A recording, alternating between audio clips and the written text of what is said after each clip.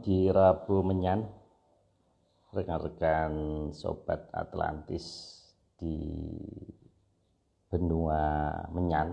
Loh, kebalik ya. Oke, kita lanjutkan bahasan kita, namun izinkan saya meng-add Mas Agung narsum kita.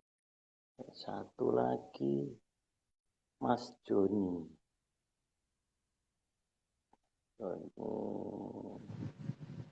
Halo Pak. Halo Mas Agung. Iya. Saya add dulu Mas Joni RJ7240. Wah. Kita tunggu dulu Mas. Wah, ini kurang tinggi ya Mas ya? Bentar, kurang turun malahan. Oh. Halo Mas Joni, apa kabar? Halo Mas Joni. Halo Mas Marius.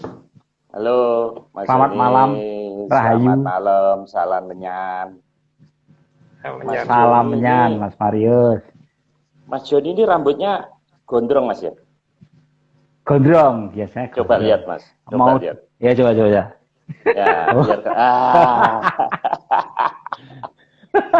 itu Mas Balu keren Mas. Itu siap justru. Mas Marius, siap Mas Marius. Baik, kita Iya. ketemu kembali. Namun sambil menunggu rekan-rekan gabung, saya ucapkan terima kasih kepada tim Atlantis, Mas Nogo, Mas Eskel Aryo, Mas Dani, Ardi, dan Pak Iwan tentunya. Mas Joni ya, panggilannya Mas Joni ya. Iya. Akunnya cukup unik ya. RJ ini Raden Joni atau apa Mas? R-nya apa Mas? Ya itu apa? Raja, ya, nama Raja lah. Iya Mas Agung. Oke. Mas Joni, saya ini dapat bocoran Anda itu seorang menyaners pasti. Kemudian ahli dalam perikanan ya, ikan-ikanan. Nah, ini bisa diceritain nggak? Ini biar kita kenal dulu. Ini apa ini Mas? Ikan katanya bahkan pernah lomba juri segala ya, menjadi juri di suatu perlombaan ya. Ya, ini Mas Marius, sebenarnya ikan itu sebenarnya saya hobi dari kecil, tapi akhirnya keterusan dan akhirnya waktu itu kan saya mulai dari hobi ikan itu dari SD ya. Dari SD tapi berlanjut sampai sekarang. Akhirnya saya saat ini menekuni jenis ikan tertentu yaitu ikan mas koki, dan dari ikan mas koki itu akhirnya saya dapat banyak teman dan saya dipercaya oleh teman-teman sering menjadi juri di lomba-lomba di daerah saya di Jogja maupun kadang-kadang di tingkat nasional seperti di Tulungagung, Jawa Timur. Ya. Nah, kalau ikan itu yang di juri apanya, Mas? Maksudnya saya nggak paham ini. Apa bentuknya atau gerakannya ini gimana cara menilai ikan ini? Iya, kalau ikan mas koki itu kan sebenarnya kan itu adalah ikan yang gimana ya? Ya ikan yang double tail ya, Mas Marius. Jadinya ikan mas koki itu ikan yang memiliki sirip ekor itu 2, jadinya double tail, dan yang dinilai itu dari body, kemudian kepala, kemudian fin atau sirip-siripnya, kemudian warna, kemudian first impresi, kemudian kesehatan, lalu baunya, ya keseluruhan dari overall. Gimana? Baunya mungkin harus wangi gitu. Waduh, baunya itu biasanya Mas Marius, agak amis-amis gimana itu. Oh ya, oke. Nah, bisa nggak Mas ditunjukin Mas? Mungkin di samping kanan, kiri, belakang ada akuarium. Akuarium saya di luar, Mas Marius. Oh, di luar. Nah, nanti mungkin di luar. Ya, lain kali. Nanti, oke. Nah, Mas, ini saya menemukan YouTube ini. Mohon dikoreksi kalau salah ini. Ini bener YouTube Mas Joni ya? Oh iya, iya Mas Marius. Bener. Nah, ini rekan-rekan ganteng sekali. Makanya saya tahu kenapa beliau ini gondrong. Nah, Mas Joni ini ahli batik juga, Mas ya? Ya, saya itu membatik itu karena lingkungan saya, Mas Marius. Tapi saya waktu kuliah itu saya justru malah waktu itu ngambil jurusan seni lukis di ISI itu. Seni murni, tapi muridnya dokter Sumbo nggak? Itu kayaknya dokter Sumbo itu desain ya, di kafe ya. Oh iya, desain. Ya, di kafe, ya. Saya jurusan seni lukis. Oh, ya. Oke. Jurusan seni lukis dan saya itu memang sebenarnya kan saya masuk di jurusan seni lukis itu untuk ini Mas Marius, untuk saya memperdalam seni rupa ya, seni rupa barat. Kemudian dari seni rupa barat itu saya banyak banyak belajar pengaruh-pengaruhnya. Kemudian itu saya bawa ke Indonesia itu saya mix atau saya kombinasikan dengan ide-ide di dalam batik. Nah, di dalam batik saya itu akhirnya menjadi batik yang gimana ya, pada waktu itu tergolong ya modern ya, waktu sekitar tahun 2003. Oke. Mas Joni, oke, terima kasih. Ini menarik. Nanti suatu saat sampean saya undang di acara Kumba ya, di alumni MMU itu ada acara obrolan. Ini kayaknya menarik nanti. Anda sebagai pelaku nanti siapkan karya-karyanya Mas ya. Nanti wah siap Mas Marius. Siap. Nah, Mas Joni ini pernah sampai Spanyol segala loh Pak itu pamerannya. Iya, saya waktu itu pernah di Spanyol ya Mas Marius. Ini karya yang di belakang saya ini adalah salah satu karya yang memang saya bawa pulang ke Indonesia karena pada waktu itu tidak boleh sama teman-teman, ngapain itu kamu jual, kan itu temanya kan ibu kamu yang sedang sakit gitu. Jadinya masa kamu bawa kamu jual gitu. Akhirnya ya saya bawa pulang, itu judulnya waktu itu Ibuku yang Sedang Sakit Mas Marius. Tapi ini agak lucu karena di sini diinfus dengan pohon kelapa, tapi pohon kelapa itu buahnya satu kayaknya itu. Dan itu seperti itu. Tahun 2003 itu Mas Marius. Kemudian ini backgroundnya itu ada binatang, ada rumput yang sudah tumbuh meninggi, kemudian di atasnya itu ada bintang sama meteor kayaknya, iya, kayak gitu Mas Marius. Wah, keren. Oh, itu tahun 2003. 2003 ya. Dan ini ada studio batik juga punya Mas ya, namanya Emperan Kayangan ya. Betul. Iya, studio Emperan Kayangan ya, Mas Marius. Sebenarnya kalau udah nyampe Spanyol itu sebetulnya nggak usah bikin karya. Mas Joni sendiri udah menarik sebenarnya. Mas Joni itu sudah bisa dipamerkan, nggak perlu bikin karya. Guyon. Nah ini silakan rekan-rekan kalau pengen lihat YouTube-nya di Totalitas Wastra. Nah silakan. Oke. Ada lagi loh Pak Marius, ada lagi tuh bahwa beliau juga pinter main band. Oh gitu. Juga pemusik juga itu. Loh, saya Mas Marius, saya itu dulu waktu band-bandan saya itu vokal dulu. Tapi musik saya musik rock Mas Marius. Wih, keren. Coba Mas, satu bait, satu dua kalimat coba yang Anda ini mau White Lion atau Scorpion coba apa? Oke. Mungkin Gun Roses ya. Wah, ya, potongan sedikit ya. Saya nonton live-nya waktu di Senayan, saya nonton. Wah. Ini yang November itu ya, kira-kira gini Mas Marius. Iya. Love is coming, love is going, no one really should let it go today, today. Nah, itu kira-kira gitu. Waduh. Ini genteng saya miber satu Mas ini Mas tadi. Wah, punya saya jendelanya juga pada buka ini Mas Marius. Lah, gitu lah. Keren. Mas, nanti kalau Zoom ya, kita pengen live-nya nanti. Wah, siap Mas Mario. Atau pakai lead gitar tok nggak apa-apa. Wah, keren ini. Rekan menyanyi kita tambah ini namanya intangible. Jadi saya sukanya di event ini tuh selain materi Mas Agung, kita itu bisa tambah teman gitu. Nah, itu kalau di kuantifikasi itu ada bobotnya. Nah, itu namanya intangible asset. Nah, ini harus dipelihara. Oke. Thank you Mas Joni. Terima kasih Mas Marius. Wah, sampai kami. Ya, saya belum ngucapin selamat malam sama Mas Agung loh. Belum nyapa Mas. Selamat malam Mas Agung. Ya, Rahayu, salamannya Mas Agung. Salamannya, Rahayu. Mas Joni, saya ada beberapa bahasan pendek-pendek. Mas Joni jangan live dulu loh ya. Yang nanti live jangan. Oke, siap Mas Mario. Oke, ini saya memang menyanners kita itu unik-unik. Oke, ini saya menemukan satu menyanners, karya menyanners juga nih Mas Agung. Beberapa saat lalu baru di-upload nih. Nah, ini Mas Aji ya, kalau nggak salah pernah ini. Nah, ini. Oh iya, Sang Aji.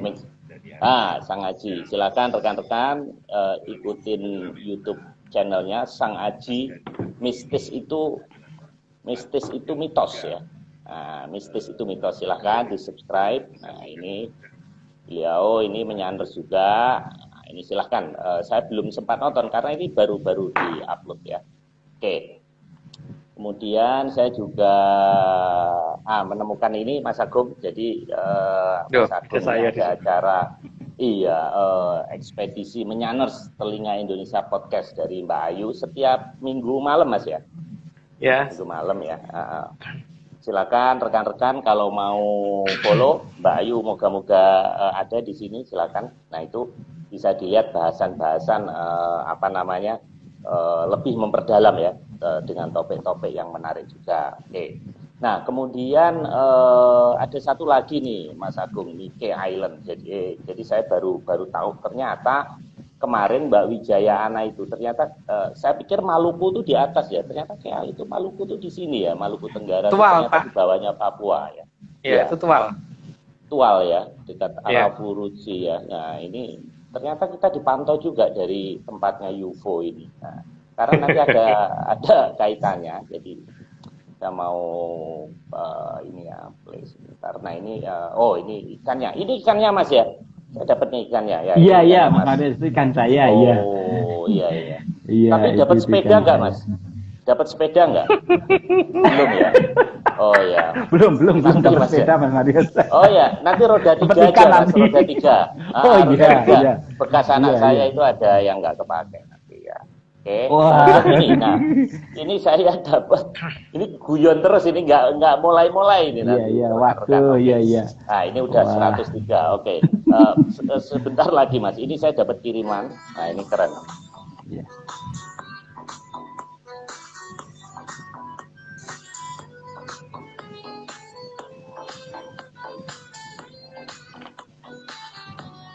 Nah ini bisa surut ini sampai 3 kilo kalau nggak salah bisa surut. Nah ikan-ikannya itu pada kelihatan. Nah ini pulau luar biasa kita itu. Nah, oke. Nah ini event-eventnya di sana. Ini kita bantu promosi Indonesia Timur. Silahkan rekan-rekan explore Pulau K. Ada Mbak Wijaya Ana menyanners juga. Nah, oke. Mas Agung agak serius sedikit. Jadi ini tadi itu ada webinar katanya yang membahas tentang Indonesia Jakarta mau tenggelam nih. Nah, karena Joe Biden itu pernah ngomong bahwa Indonesia katanya dalam 10 tahun akan harus memindahkan ibu kota karena mereka akan berada di bawah air. Nah itu pada 27 Juli 2021. Nah ini Mas Agung udah ngomong itu sejak setahun yang lalu kan. Sebetulnya kita sudah pernah ngomong ini. Nah ini Mas Mahfud kirim, jadi Mas Mahfud ini ngikutin nih Mas Agung, Mas Nogo bahwa Jakarta ini akan tenggelam. Nah Mas Mahfud ini menghubungkan bahwa jangan-jangan Joe Biden ini dapat bisikan dari Mas Nogo dan Mas Mahfud gitu. Jadi bukan hal yang baru gitu loh. Nah ini saya asli ini jam 10 tadi 10.17. Jadi sebenarnya kalau yang ngomong orang bule ya itu didengerin, tapi kalau yang ngomong menyanners ya yang dengerin ya cuman jin setan aja kayak kita malam ini gitu. Nah ini tadi ada yang komen ya sudah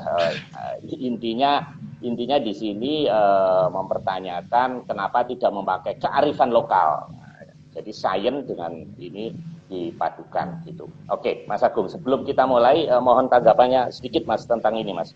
Ini tidak nakut-nakutin ya, artinya kita tidak memberikan kesan horor, tapi kan apa yang Mas Agung vision apa penglihatan itu harus disampaikan juga, karena hukumnya wajib, Mas. Kalau tahu, jadi ilmu itu harus disampaikan. Kalau enggak nanti ibarat pohon tidak berbuah itu. Seperti saya ini, nah, ini pohon tidak berbuah. Nah, jadi harus disampaikan, Mas.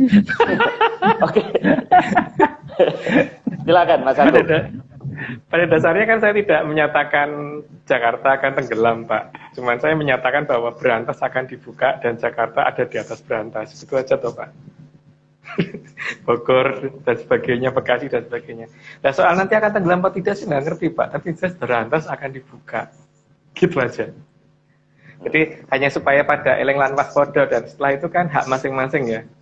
Untuk eleng lan waspada itu bukan kewajiban saya, tapi kewajiban dari masing-masing orang sendiri-sendiri. Itu haknya mereka. Apakah mereka akan eleng atau tidak?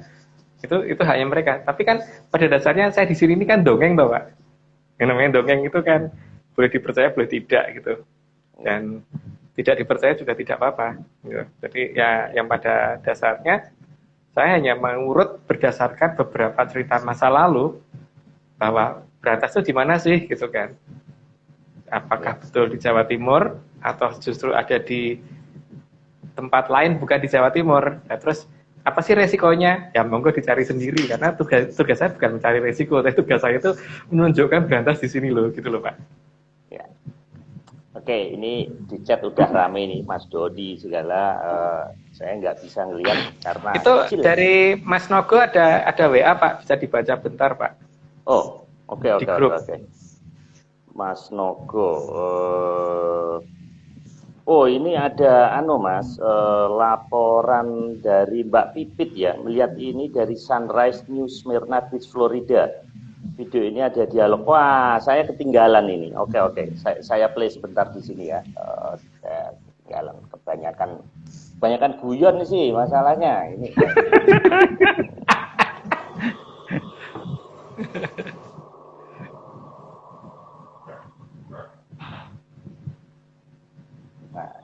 Seperti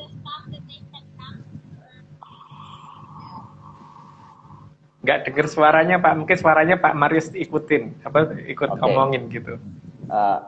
Gini aja, Mas, biar ini soalnya sudah 17 menit, Mas. Saya takut nanti rekan-rekan ini. Jadi ini ya minggu depan aja. Minggu depan kita play lagi. Tadi kan ada eling lan waspada, Mas. Itu ada artinya, Mas. Itu peribahasa, eling lan waspada, luwih becik belik daripada orang duwe bondo. Ya, itu ya menyanners.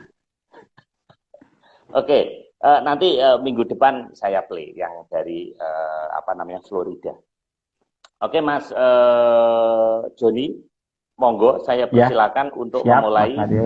Jadi sekarang ini pitu telu ya, Mas ya. Pilu ya, Mas. Makanya pada hitam-hitam semuanya. Mas Agung pakai baju hitam, Mas Joni saya hitam karena edisinya pilu, Mas. Pitu telu. Gitu. Memang belum habis-habis ini, Mas. Cobaan kita, Mas. Oke. Wah, siap. Silakan. Ya. Monggo, Mas. Oke.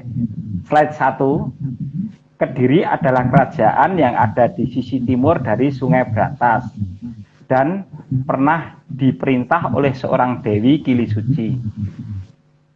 Ya, itu ceritanya sudah pernah kita bahas di masa lalu, bahwa dari kata karena beliau itu Kedi, maka dikatakan kerajaan Kedi Putri, maka menjadi nama kerajaan Kediri. Tapi lanjut dulu aja, Mas, monggo. Slide kedua, sehingga dalam menghormati aliran Amertasari sering dipimpin langsung oleh Sang Dewi Kili Suci. Ya, pasti ada upacara untuk penyucian wilayah tersebut, dan upacara itu langsung dipimpin oleh beliau. Tidak perlu penjelasan lebih lanjut, maka dilanjut, Mas. Slide ketiga, karena upacara dilakukan di daerah ketinggian oleh seorang putri, maka daerah tersebut dikenal dengan nama Gunung Putri. Terus lanjutannya masih ada tuh, Mas. Letak tempatnya berada di tengah agak ke timur dari aliran Amertasari. Kalau misalkan ada nama wilayah yang mirip, Ya anggap aja kebetulan ya, karena ini sifatnya dongeng gitu, jadi tidak usah dipercaya. Jadi anggap aja itu kebetulan. Angga lanjut Mas. Slide keempat, setelah Sang Dewi Kilisuci mundur dan setelah terjadi kerukunan antara Jonggolo dan Panjalu, maka kekuasaan kerajaan pusat dipegang oleh Sang Mahaprabu Lembu Amisesa atau Lembu Amiluhur. Jadi dalam penulisan di Jawa itu huruf A sama O kan biasanya sama ya. Jadi kerajaan Janggal A itu kadang-kadang juga dibaca Jonggol O gitu ya. Jadi kenapa dinamakan kerajaan itu? Karena di situ banyak keanehan-keanehan yang tidak pasti ditemui di wilayah lain. Maka dikatakan kerajaan janggal atau kerajaan yang aneh gitu. Maka dalam perkembangannya karena Sanskerta berubah menjadi bahasa Kawi, maka A itu jadi O, ini kerajaan Jonggol gitu. Kalau ada yang mirip ya anggap kebetulan. Lanjut Mas. Slide kelima, sementara di Panjalu, Sang Mahaprabu Lembu Amisesa mempunyai seorang putri yang sangat cantik yang bernama Dewi Sekarjati. Sekarjati dari penggambaran sekar atau bunga yang sejati, jadi bukan sekar taji. Ya karena di sini mungkin banyak yang keliru ya, kenapa dinamakan Sekarjati dan kenapa ada nama Sekar Taji. Memang ada dua nama itu sih. Tapi ini di pribadi yang berbeda ya. Karena nanti penjelasannya ada di slide berikutnya. Mungkin terus dulu Mas. Habis itu mungkin saya baru ngomong. Slide ke-6. Taji adalah jalu dan jalu atau taji ada pada ayam jago. Sehingga taji berarti laki-laki. Maka seorang perempuan tidak seharusnya menggunakan nama taji. Nah, tadi kan makanya bukan Dewi Sekar Taji ya, tapi Dewi Sekar Jati. Adapun yang dinamakan Sekar Taji adalah si Panjilaras, yaitu kakaknya. Karena Panjilaras itu ganteng banget sampai kelihatan cantik. Memang begitu sih, kelihatan ganteng banget sampai kelihatan cantik. Sementara adiknya si Sekar Jati memang kelihatan benar-benar kelihatan cantik gitu. Jadi bukan Taji. Jadi hati dengan nama itu ya, karena ada yang nyebut Taji, ada yang nyebut Jati. Tapi memang itu dua orang yang berbeda. Lanjut dulu Mas. Slide ke-7, kecantikan Dewi Sekarjati sangat terkenal di seluruh pelosok alam raya, sehingga banyak para satria dari berbagai makhluk yang berusaha melamar Sang Dewi Sekarjati. Ya, kalau itu sih nggak perlu dijelasin lagi ya, namanya orang yang cantik pasti banyak yang pengen kenal gitu, dan banyak pengen melamar itu sudah jelas. Lanjut aja Mas. Slide ke-8, bahkan ada satu raja buto yang nekat datang melamar Sang Dewi Sekarjati, lengkap dengan membawa seluruh kekuatan armada perangnya. Beberapa cerita ini mungkin bisa dilihat di Babat Kediri, tapi tidak akan detail. Sebagian lagi ada, kalau mempunyai surat Kondobuwono itu juga ada. Terus di sini saya tidak mau menyebutkan nama si butonya ya, karena mungkin khawatirnya ada kemiripan dengan nama orang atau gimana, nanti malah jadi kasihan orang tersebut dianggap buto atau gimana gitu. Tapi memang ada sih yang sangat mirip, namanya lengkap banget, itu dari depan ke belakang itu mirip banget gitu loh. Makanya saya tidak sebut namanya. Lanjut Mas. Ya. Dalam serat Babat versi Menyan, sang raksasa tersebut berkulit agak biru dan membawa banyak pasukan dalam kapal yang berlabuh di sisi utara dari Kediri. Karena itu kerajaan besar dan merasa mempunyai harta yang sangat banyak dan punya pasukan yang sangat banyak, maka pada saat melamar juga sambil menakut-nakuti, jadi supaya yang didatangi juga enggak supaya jangan sampai nolak gitu kan, maka kekuatan armadanya dibawa semuanya. Ya, tapi salah dia karena yang ditantang kerajaan Kediri. Lanjut Mas. Slide ke-10, terlalu banyaknya kapal yang berlabuh sehingga sampai lautan penuh sesak dengan kapal armada dari Prabu Rasekso tersebut. Sangat banyak, jadi kalau dikatakan sedikit nggak bisa, banyaknya pakai banget, jadi sampai kalau dilihat dari kejauhan itu udah kayak apa ya? Pokoknya lautan daratan air perairan itu jadi kayak daratan aja gitu. Karena saking banyaknya dan terlalu rapat semua armadanya. Lanjut Mas. Slide ke-11, sebegitu banyaknya kapal sehingga pantai tersebut kalau dilihat dari kejauhan akan terlihat seperti sawah atau bulak. Maka daerah tersebut kemudian dikenal dengan nama bulak kapal. Ini juga cuman cerita ya. Jadi nama ini kalau ada yang sama anggap aja kebetulan. Cuman dalam cerita Babat Kediri di ujung utara Sungai Brantas ada nama bulak kapal. Jadi ketika mencari di Sungai Brantas harusnya nama itu ada, tapi kalau nama itu nggak ada ya berarti Sungai Brantas itu beneran apa enggak itu loh yang sekarang. Lanjut Mas. Slide ke-12, karena situasi yang bisa menjadi berbahaya, maka Raja Raksasa tadi dipanggil oleh Sang Mahaprabu Lembu Amisesa untuk mesanggrah di pesanggrahan para tamu melalui sungai atau kanal yang berada di sisi timur dari aliran Amertasari. Ya, makanya ada daerah yang namanya pesanggrahan. Karena pesanggrahan itu dulu tempat untuk dikumpulkannya para tamu kerajaan ke sana gitu kan. Dan itu melalui sungai yang ada di sebelah timur atau kanal di sebelah timur untuk menuju ke pesanggrahan tadi. Lanjut Mas. Slide ke-13, sungai yang dijadikan sarana penghubung ke pesanggrahan para tamu tersebut dinamakan Sungai Pesanggrahan. Apakah nama itu masih ada atau tidak atau sudah berubah tempat apa enggak ya saya tidak tahu. Tapi itu harusnya ada di dekat Sungai Brantas. Gitu yang jelas harusnya ada di dekat Sungai Brantas. Lanjut Mas. Slide ke-14, namun lebih ke selatan lagi, tamu dilarang memasuki wilayah tersebut. Maka di batas daerah yang tamu dilarang masuk dinamakan daerah larangan. Maka seharusnya di daerah yang namanya pesanggrahan itu nggak jauh dengan daerah yang namanya larangan. Itu yang pertama ya. Terus kenapa sih tadi kok harus lewat kanal? Karena supaya mereka tidak melalui daerah yang dianggap suci di Amertasari, karena itu berbahaya kalau mereka sudah lewat sampai di situ. Maka mereka harus lewat kanal dan di sini seharusnya Sungai Brantas itu dekat daerah yang ada daerah di pinggirnya yang namanya pesanggrahan dan di daerah dekat pesanggrahan harusnya ada daerah yang namanya larangan. Harusnya ada dua nama wilayah itu. Nah, apakah itu ada di Brantas yang sekarang kita kenal? Saya tidak tahu. Nah, semoga Brantas yang benar-benar Brantas ini bisa dicari dari dua nama itu paling tidak gitu. Lanjut Mas. Slide ke-15, sementara para tamu memasuki pesanggrahan, Sang Mahaprabu Lembu Amisesa merasa gelisah karena mengingat kasihan apabila putrinya Sang Dewi Sekarjati harus menikah dengan Raja Raksasa. Maka beliau masuk ke Padepokan atau Sanggar Pamujan.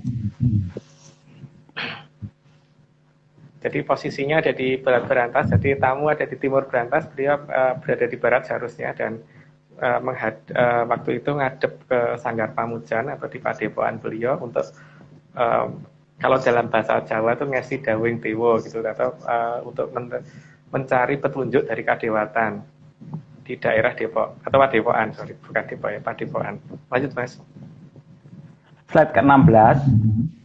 Sang Mahaprabu segera mesuraga dan memohon petunjuk dari kadewatan agar bisa mengatasi masalah dengan Raja Raksasa yang datang ke Kediri dan membawa tentara yang siap perang dalam jumlah sangat banyak.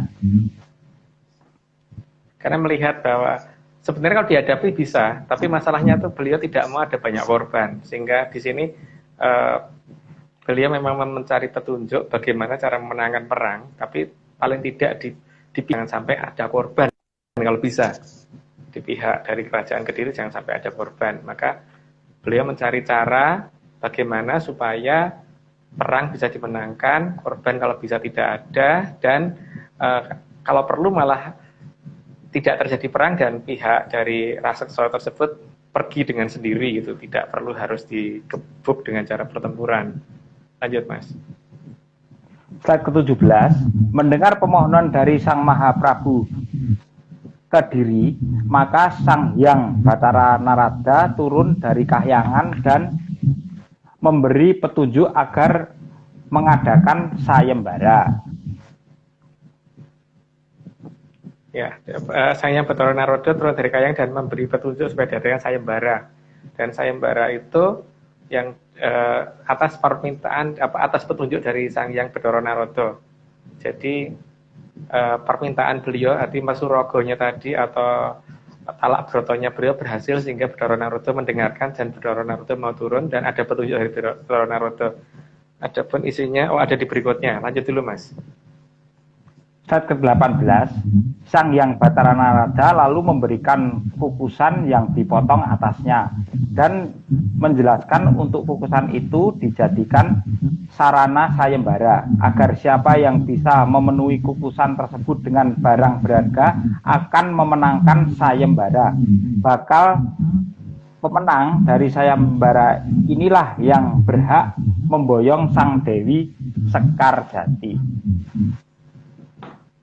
Di tempat makanya kemudian kalau ada nama kukusan itu berarti nama kukusan itu adalah nama yang ada di dekat Sungai Berantas gitu ya.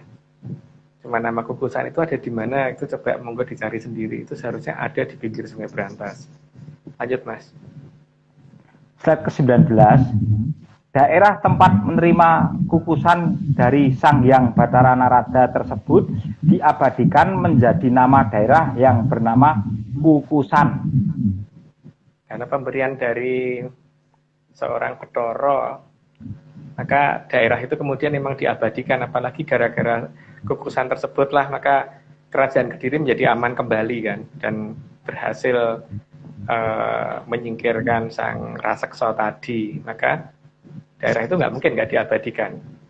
Nggak mungkin kalau diabadikan daerah itu hanya karena nama kukusan biasa, berarti pesan yang khusus kan, sehingga namanya sampai terkenal. Hari ini kan mirip dengan kasus di mana, masuk iya sih nggak ada seorang raja bernama Mahaprabu Kelawa Gading, sementara semua orang di zaman itu kemudian mengabadikan menjadi sarana untuk keselamatan, entah itu berupa janur kuningnya, entah itu berupa kupatnya, entah itu berupa tradisi janur kuning yang untuk keselamatan dan sebagainya, itu macam-macam gitu. Itu gitu juga kan dengan masalah kukusan ini ya. Kalau kukusan ini hanya kukusan untuk masak biasa, nggak akan sampai terkenal seperti itu dan tidak akan berubah menjadi nama wilayah. Maka kita seharusnya mulai mencari nama kukusan itu ada di mana gitu. Lanjut Mas. Slide ke-20, paham akan situasi yang bakal berpotensi menjadi meruncing dan sebelum sayembara dimulai, Sang Mahaprabu Lembu Amisesa menemui keponakannya yakni Sang Pangeran Inu Kertopati dan memohon kesediaannya untuk membantu kerajaan Kediri bila terjadi perang besar. Disanggupi oleh Sang Pangeran Inu Kertopati dan kesanggupan itu yang membuahkan sebuah harapan akan keberlangsungan kejayaan. Maka daerah ini dikenal dengan nama Harapan Jaya. Inu Kertopati putra dari kerajaan Janggala ya, atau Jonggol ya, jadi bukan dari kerajaan Panjalu, tapi waktu itu diketahui persis bahwa atas petunjuk dari Bathara Narada juga yang harus maju, tapi senopatinya harus beliau gitu nantinya. Dan ketika Pangeran Inu Kertopati itu sanggup dan mau menerima tugas tersebut, maka harapan kemenangan sudah muncul di situ, sehingga beliau sangat senang sekali. Maka daerah itu dinamakan menjadi harapan kemenangan atau harapan kejayaan atau harapan jaya. Nama itu seharusnya juga nggak jauh dari keberadaan Sungai Berantas yang sedang saya cari gitu. Oke lanjut Mas. Slide ke-21, kembali ke persiapan penyelenggaraan sayembara. Kukusan tadi lalu dibalik sehingga lubangnya yang kecil berada di bawah. Kukusan tadi digantung di atas aliran Berantas dan sayembara pun dimulai. Jadi kukusan tadi dibalik dengan tujuan kan sesuai dengan permintaan bahwa siapa yang bisa memenuhi kukusan ini dengan perhiasan emas dan sebagainya itu, maka dia menang gitu. Tapi kalau semua perhiasan itu dibalik dan waktu dimasukkan ternyata jatuh ke bawah semua, maka ya berarti dia belum bisa memenangkan itu gitu. Ya, tapi ya hanya sebesar kukusan, maka ya banyak raja yang dia merasa sanggup. Lanjut Mas. Slide ke-22, raja raksasa tersebut merasa itu sayembara yang sangat mudah. Maka anak buahnya diminta mengisi kukusan itu dengan emas berlian sebanyak mungkin. Yang diharapkan kan ketika diisi, maka makin lama di bagian bawah akan tersumbat sehingga bisa memenuhi kukusan tadi gitu kan. Dan kenyataannya tidak. Kenyataannya semuanya berojol ke bawah. Lanjut Mas. Slide ke-23, namun semua emas dan berlian tenggelam karena lolos dari lubang yang ada di ujung kukusan. Sebagian lagi tersapu ombak dan semuanya tenggelam di dasar sungai Brantas. Yang diinginkan oleh si raja raksasa tadi kan, kalau toh tidak bisa menyumbat di kukusan ya, maka emas-emasan tadi akan masuk ke bawah. Nah, ketika sampai di bawah kan harusnya terus akan menggunung sampai menyentuh kukusan sehingga akhirnya kukusannya bisa tersumbat dari bawah gitu kan. Tapi karena derasnya aliran dari sungai Brantas, maka seluruh perhiasan yang jatuh ke bawah ternyata tidak jatuh tepat di bawah, itu terbawa arus bergeser ke arah utara gitu. Nanti lanjut Mas. Slide ke-24, jatuhnya emas dan berlian dalam jumlah yang sangat besar tersebut menghantam buaya yang sedang tidur di dasar aliran Brantas, sehingga buaya yang terhantam emas yang besar-besar tersebut naik ke permukaan. Ya kaget toh kalau misalkan ada orang biasa dia lagi-lagi nyelam terus tahu-tahu kepalanya kejatuhan emas batangan gitu kan, juga puyeng ya. Ya buaya juga begitu kan, tahu-tahu kejatuhan emas-emas yang dalam jumlah sangat banyak ya, dia mesti bangun dan terpaksa menyingkir ke atas gitu kan, atau mencari tempat yang lebih aman yang tidak kena ini, karena kalau bagi buaya kan emas tuh nggak ada nilainya, yang penting bagi dia tuh makanan kan, bukan emas gitu. Lanjut Mas. Slide ke-25, oleh masyarakat banyak, lubang kukusan tadi dianggap bisa mengundang buaya. Maka daerah tersebut lalu dikenal dengan nama lubang kukusan buaya. Ya, karena begitu banyaknya buaya yang muncul gara-gara lubang tadi, maka disitulah ada legenda tentang munculnya lubang kukusan buaya. Nah, dengan berkembangnya zaman sampai dengan hari ini, apakah nama itu masih lengkap menjadi lubang kukusan buaya atau cuma lubang kukusan atau kukusan buaya atau lubang buaya, saya tidak tahu ya. Tapi yang jelas semua nama itu seharusnya ada di Brantas. Lanjut Mas. Slide ke-26, sebegitu banyaknya peti berisi emas berlian yang dituangkan ke kukusan, tapi kukusannya tidak pernah terisi penuh, maka anak buah sang raksasa diminta untuk menambah lebih banyak lagi, namun ternyata gagal total. Kalau tadinya cuma digerojok isinya doang kan, akhirnya peti-petinya itu dimasukin ke situ, tapi tetap aja ternyata walaupun lubangnya kecil dan petinya besar, tetap aja brojol ke bawah gitu, tidak ada yang bisa ketahan di situ gitu. Ya karena ya kukusan pemberian dari Bathara Narada, bukan kukusan biasa. Lanjut Mas. Slide ke-27, tersadar bahwa tidak akan bisa menang, maka sang raja raksasa menjadi sangat marah. Ya bukan hanya masalah marah, malu juga sih. Sudah terlanjur sesumbar bahwa itu masalah kecil, gampang dan sebagainya, ternyata gagal total gitu loh. Jadi ya akhirnya dia ngamuk sejadi-jadinya gitu. Lanjut Mas. Slide ke-28, dikerahkanlah pasukan Buto oleh sang raja raksasa untuk menyerang kerajaan Kediri. Ya namanya Buto kan nggak mau kalah, begitu kelihatan bahwa dia ternyata nggak sanggup ya terus patak baris mau nyerang gitu. Minimal nakut-nakutin lah, walaupun gagal dalam sayembara menganggap bahwa dengan ancaman dia bisa menang gitu. Ya tapi ya salah dia kalau melawan kerajaan Kediri gitu, caranya kayak gitu. Lanjut Mas. Slide ke-29, dalam kondisi siap berperang, Sang Hyang Bathara Wisnu turun dan menemui Sang Mahaprabu Lembu Amisesa dan menitipkan kembang Wijaya Kusuma. Kembang Wijayakusuma itu kalau di Jawa yang pemberi yang kepunyaan Bathara Wisnu ya, karena bukan kembang Wijayakusuma yang biasa. Itu adalah kembang yang bisa dipakai untuk menghidupkan orang mati. Katanya begitu kalau di cerita pewayangan. Lanjut, Mas. Slide ke-30, kembang Wijayakusuma adalah kembang yang bisa menyembuhkan dan menghidupkan kembali pasukan dari kerajaan Kediri yang terluka atau mati. Disinilah yang kenapa dipilihnya sebagai Senopati Agung kok si Pangeran Inokertopati, karena dalam terah di cerita pewayangan setelah Prabu Erlangga seharusnya ketitisan Wisnu adalah Pangeran Inokertopati. Maka beliau meminta supaya Inokertopati yang jadi Senopati Agung, sehingga memang benar ternyata Bathara Wisnu akhirnya turun dan memberikan Wijayakusuma karena salah satu palenggahannya akan maju jadi Senopati Agung, sehingga diberikan kembang Wijayakusuma yang bisa menghidupkan pasukannya kalau nanti ada yang sempat mati atau kalah perang, atau yang mengobati orang yang terluka dan sebagainya. Lanjut, Mas. Slide ke-31, sementara itu emas berlian milik sang raja raksasa terbawa arus dan menumpuk sampai membentuk sebuah pulau kecil. Maka pulau tersebut lalu dinamakan Pulau Emas.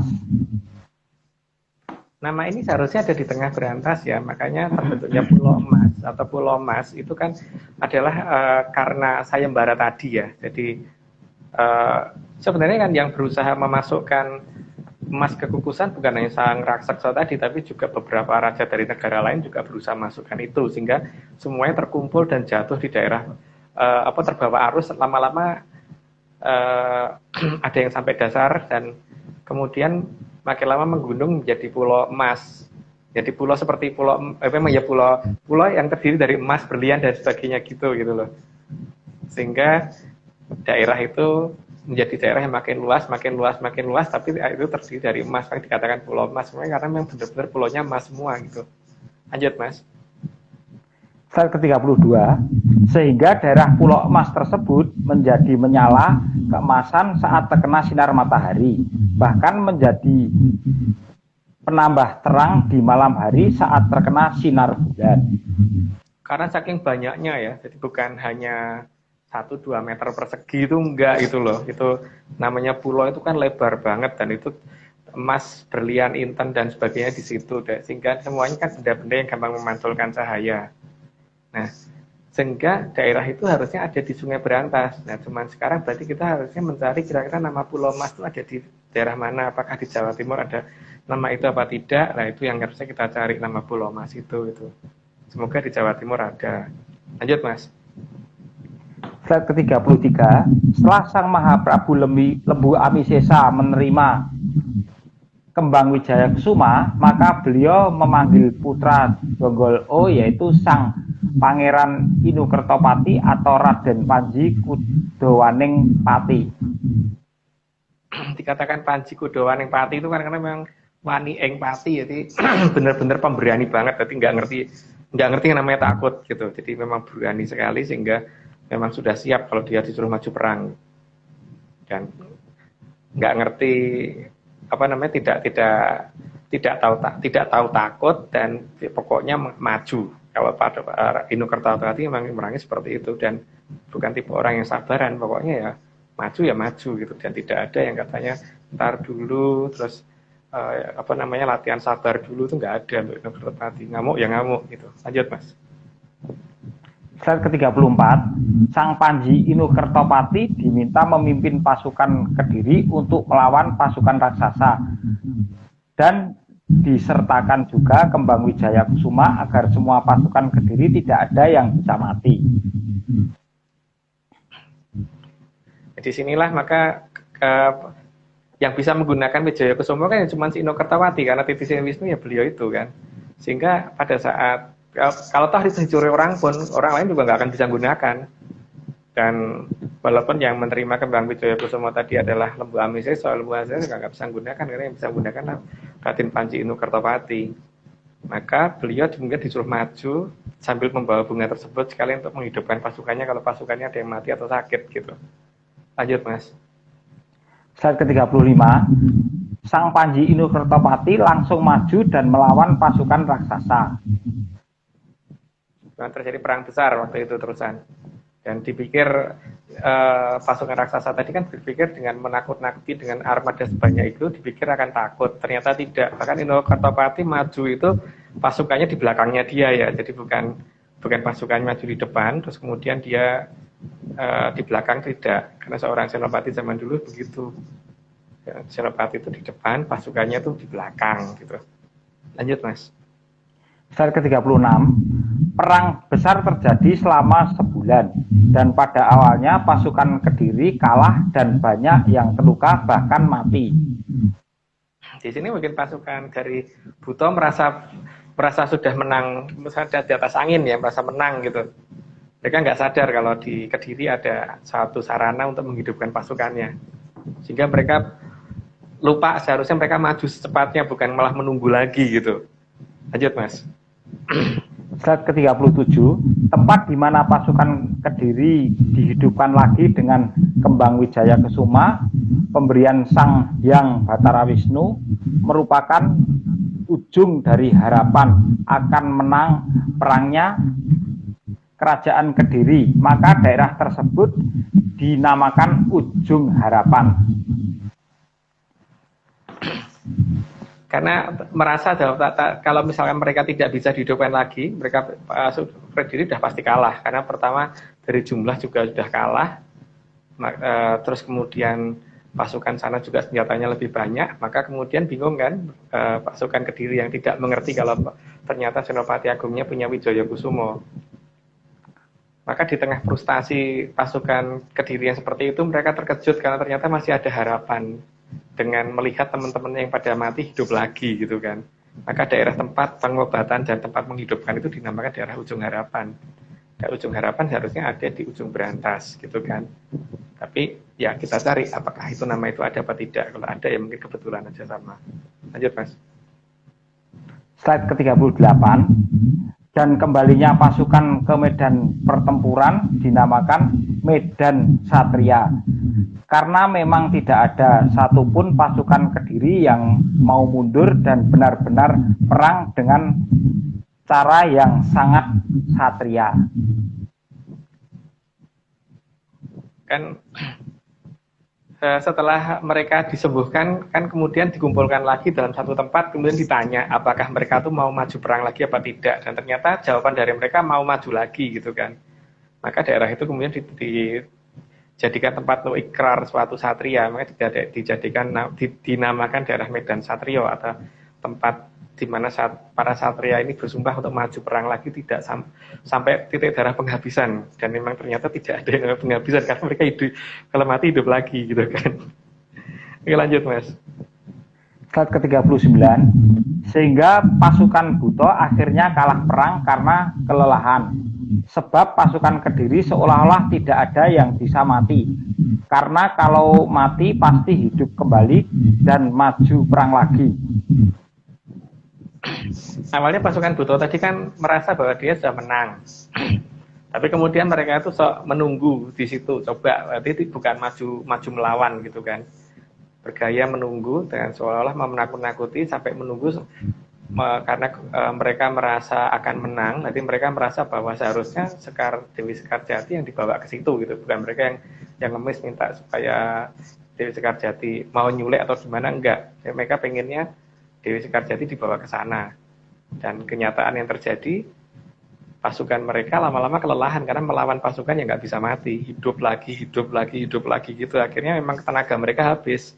Walaupun pada saat bertempur mereka selalu menang, tapi menang terus begitu ya ditusuk hidup lagi, perang hidup lagi, kan tenaga mereka habis juga lama-lama. Lanjut Mas. Slide ke-40, akhirnya pasukan Kediri menang perang dan Raja Raksasa berhasil dimusnahkan, serta di seluruh armadanya berhasil ditenggelamkan. Jadi akhirnya menang perang. Tapi ya mereka kan tidak menduga kalau akan melawan seperti itu kan. Mereka pikir yang dilawan itu kerajaan seperti kerajaan-kerajaan yang lain. Mereka salah kalau berpikir seperti itu terhadap kerajaan Kediri. Nuswantara itu memang beda. Ada sesuatu yang lain, bahwa anugerah yang dari kadewatan ada di sini. Jadi mereka sangat salah kalau berani menantang kerajaan yang ada di sini. Seharusnya mereka berpikir ulang sebelum mereka itu mau menyerang kerajaan Kediri. Ya, tapi itulah yang sudah terjadi, dan ya itu apakah menjadi dongeng atau kebetulan, ya monggo dicermati sendiri tentang nama-nama lokasi itu ada betul apa tidak. Kalau ada ya mungkin itu kebetulan. Lanjut Mas. Slide ke-41, kemenangan perang pasukan Kediri yang berhasil menenggelamkan seluruh kapal pasukan raksasa karena penembakan dilakukan dengan mata satu. Ya kalau pakai mata dua ya bingung Mas. Karena kalau mau ya kalau saya dulu ya waktu masih kecil tuh ngertinya kan kalau mau berburu burung atau apa itu pakai katepel itu ya. Pakai katepel pun saya pakai mesti mata satu saya tutup untuk ngincer gitu kan. Nggak pakai dua-dua mata gitu loh. Itu baru sebuah katepel ya, apalagi senjata yang lain. Panah pun orang kalau panahan kan pernah ya melihat orang panahan yang kemudian pakai dua mata gitu buka semua, pasti salah satu nutup kan. Tapi ya nggak tahu kalau ada orang yang punya keahlian khusus dengan dua mata bisa nembak panahan atau seperti itu, ya mungkin itu anugerah tersendiri yang harus dihormati oleh orang lain. Tapi setahu saya mayoritas orang itu kalau membidik sesuatu biasanya pakai sebelah mata, bukan pakai dua mata, tapi pakai satu mata. Lanjut Mas. Slide ke-42, penggunaan mata satu dalam perang melawan pasukan raksasa atas petunjuk dari Sang Hyang Bathara Wisnu.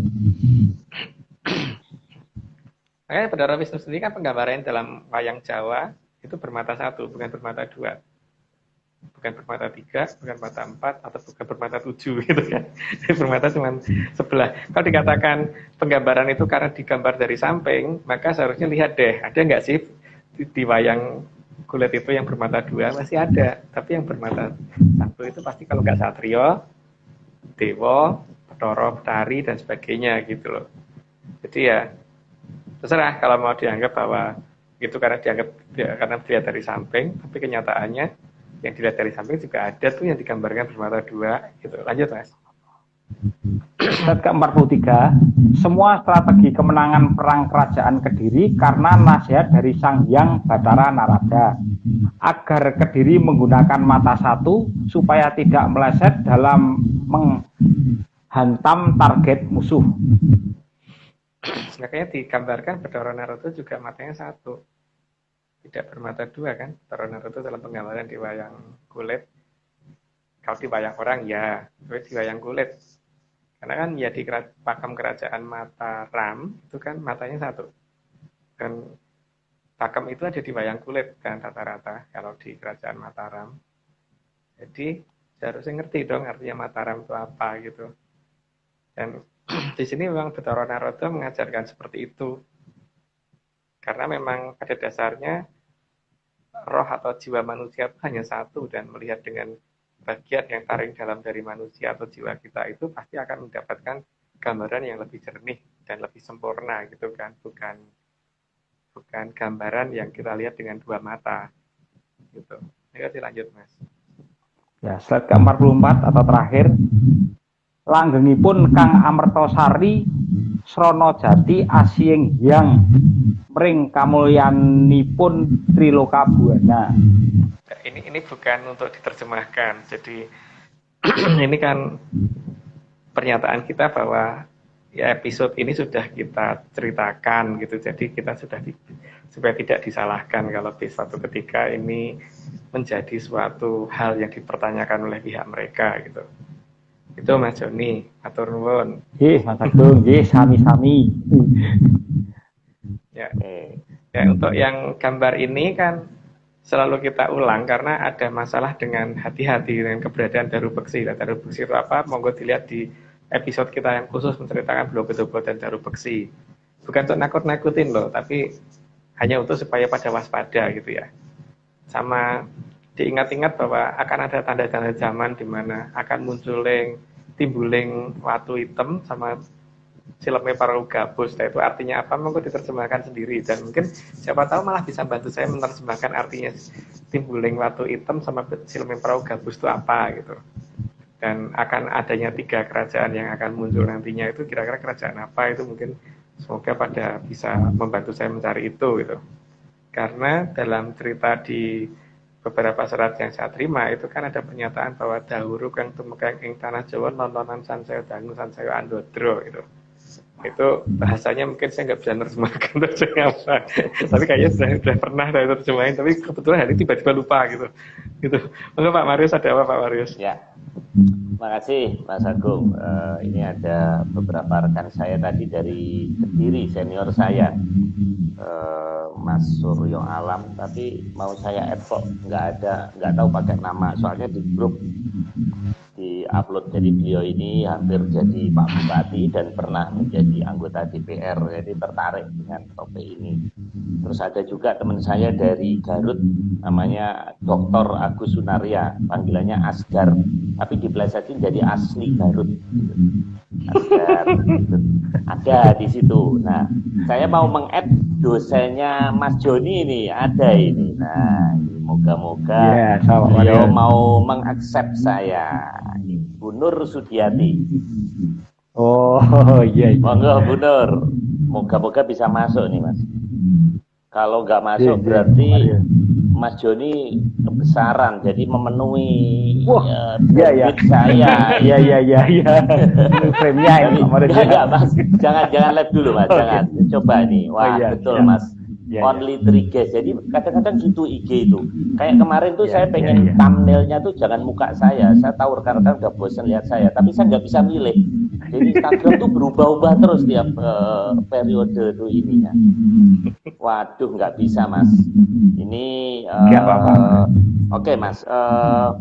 Gini, sebelum saya tendang, ini satu lagi Mas, lagu rock Mas, jangan yang tadi, coba satu lagi. Iya, siap Mas Marius. Ini ada yang pengen cadas nih, Mas Gemung Dahana nih.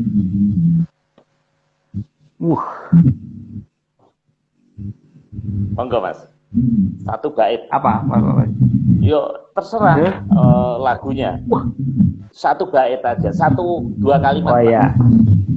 Itu apa? Bon Jovi ya. Thank you for loving me. Emang ada Mas? Ada yang mencintai Mas Joni ya? Ada. Ini berarti buat seseorang. Lah, ada buat seseorang. Oke. Itu penghinaan.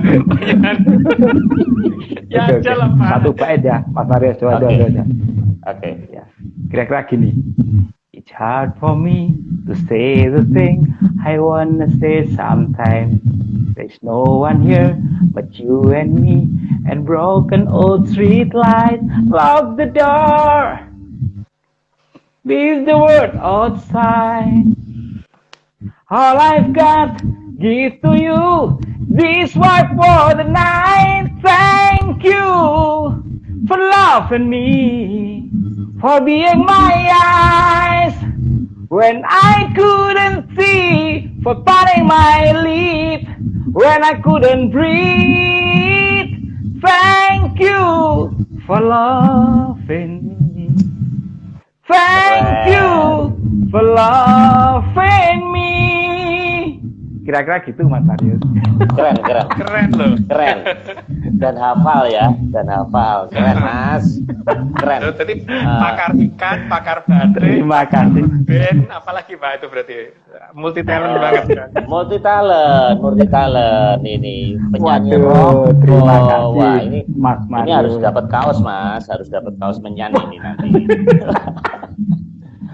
Oke, Pak Joni, waktunya sudah hampir habis. Jadi saya mau izin merimuh dulu Mas ya. Saya mau undang satu. Monggo Mas. Matur suwun. Oke, Mas Joni udah. Ini saya pengen undang Bu Nur Sudiati nih. Coba ya, moga-moga bisa masuk nih. Oke.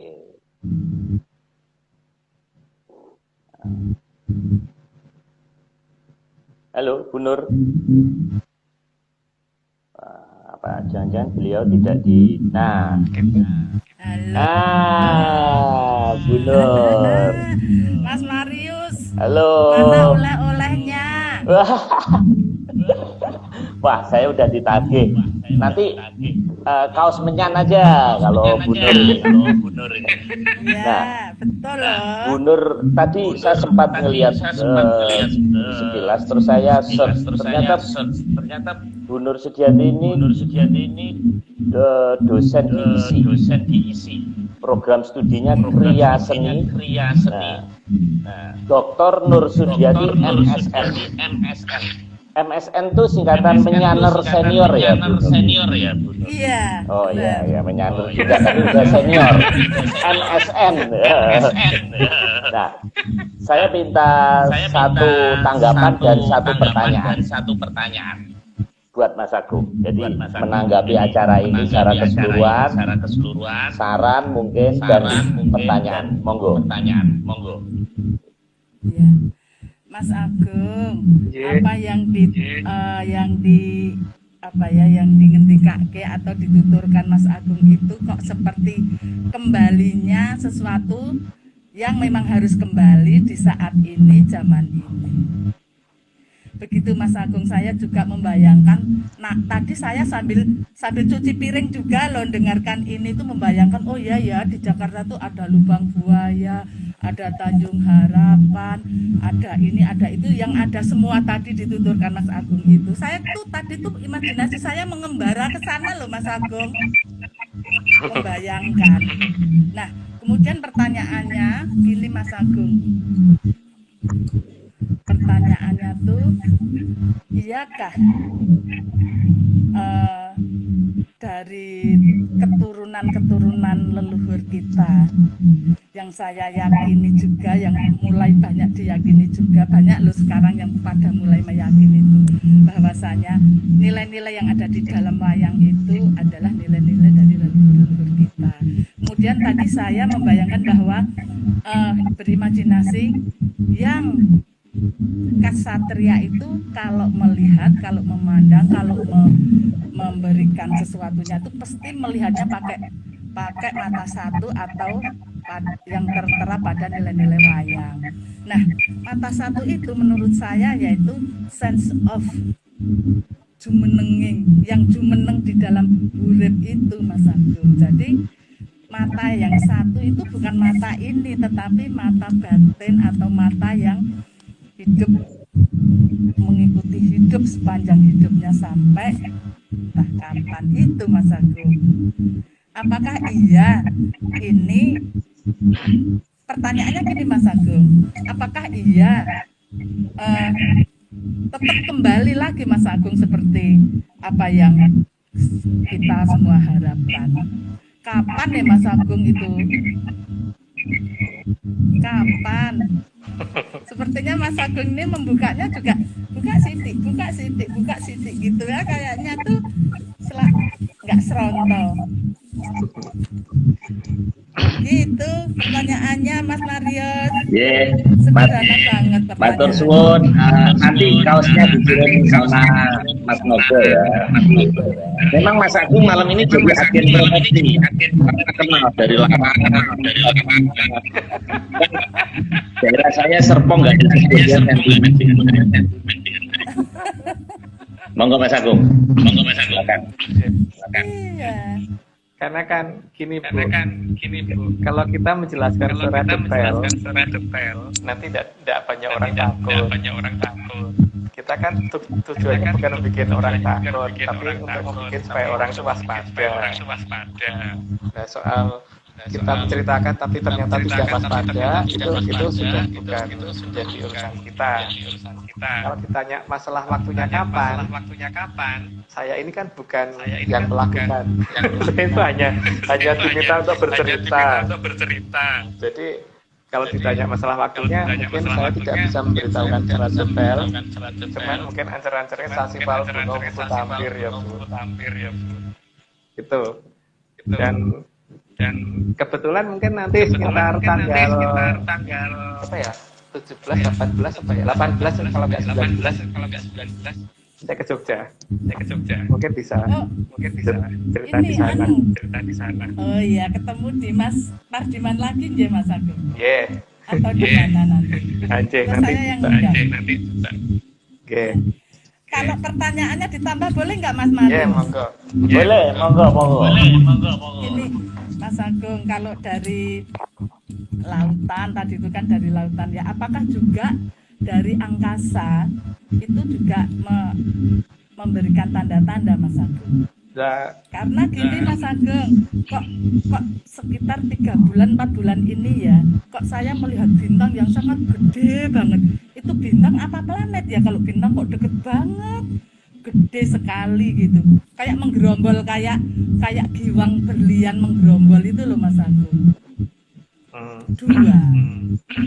Dan kadang-kadang setiap habis maghrib tuh saya kangen pengen melihat, tadinya nggak ada, sekesidik-sidik terus muncul gitu, sampai saya suka menanyakan sama teman atau tetangga, itu bintang apa ya, apa planet ya? Kalau bintang kok gede banget menggerombol gitu, tapi kalau planet kok pindah kayak jalan begitu Mas Agung, itu apa ya?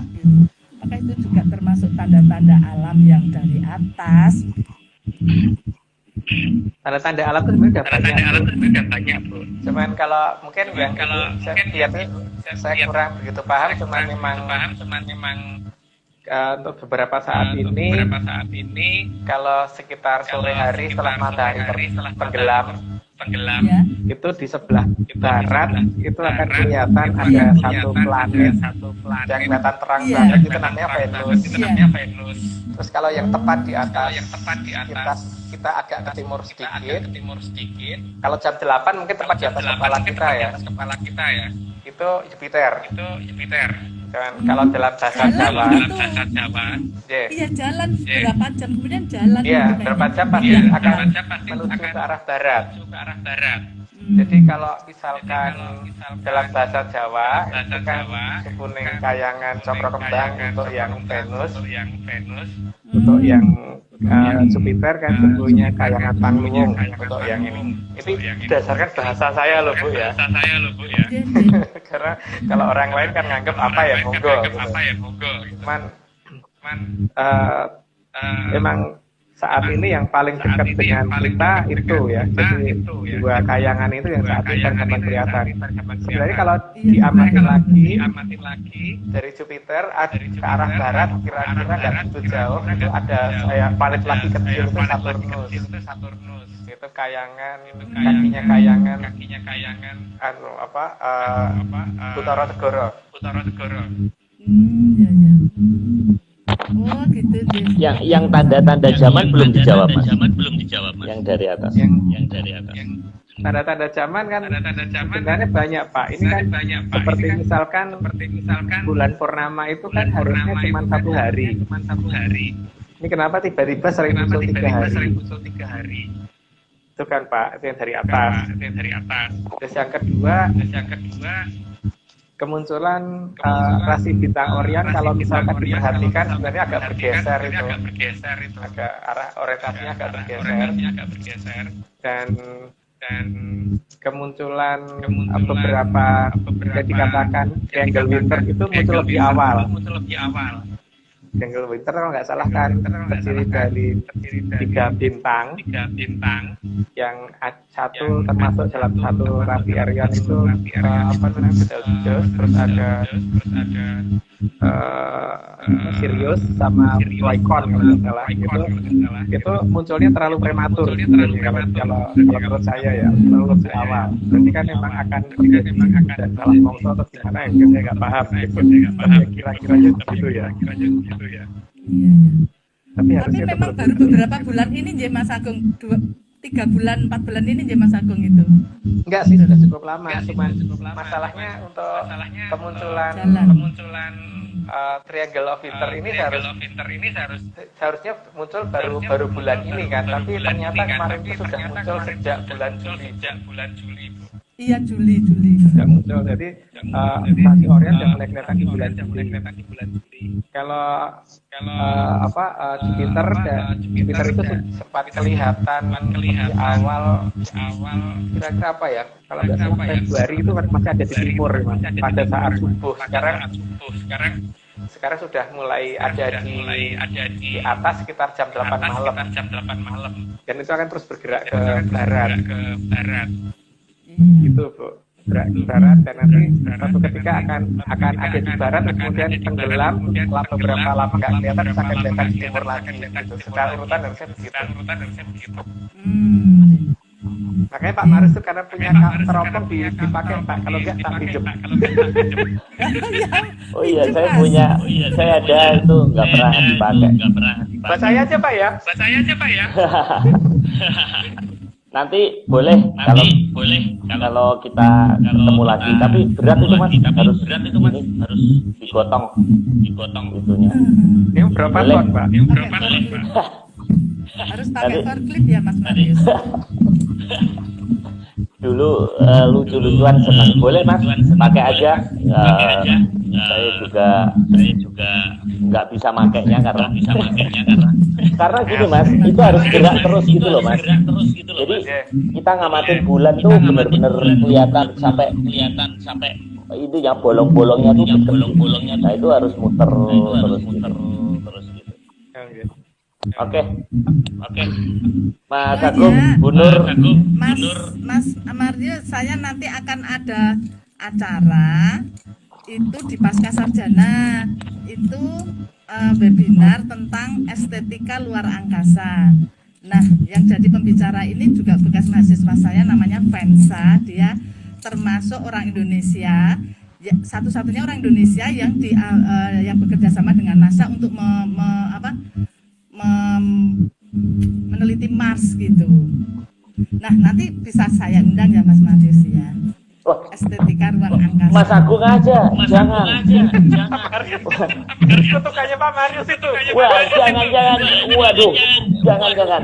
Saya nggak tahu ilmunya. Oh, kita ngerame-ngeramein aja. Jangan, nanti ilmu saya kesedot nanti. Jangan. Ampun. Saya pendengar aja, Bu Nur. Ya, wis pokoknya nanti tak share. Ya, pokoknya salam kenal lah. Baik, nanti saya kenalkan. Matur suwun. Bu Nur, malah saya mau undang nanti Bu Nur di acara UI nanti gantian. Jadi saya kerjain. Saya kan ada acara Selasa malam tuh. Nanti Mas Agung juga saya undang. Tapi beda-beda sesi gitu. Baik, terima kasih Bu Nur, Mas Agung dan rekan-rekan penyanyi semuanya. Terima kasih masih di atas 100 bertahan. Mohon maaf apabila suaranya kurang bagus.